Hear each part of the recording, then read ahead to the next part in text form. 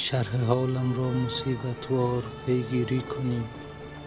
مرده ای را در تنی جاندار پیگیری کنید. خاطراتم دود شد اما گذشتیم و گذشت. قصه ام را در پک سیگار پیگیری کنید.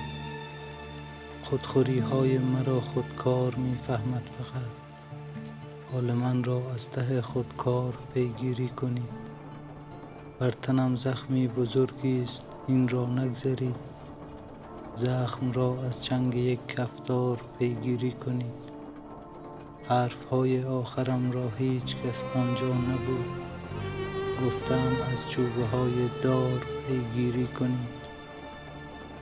غرق در دریای آبی دو چشم او شدم. قتل من را در نگاه یار پیگیری کنید.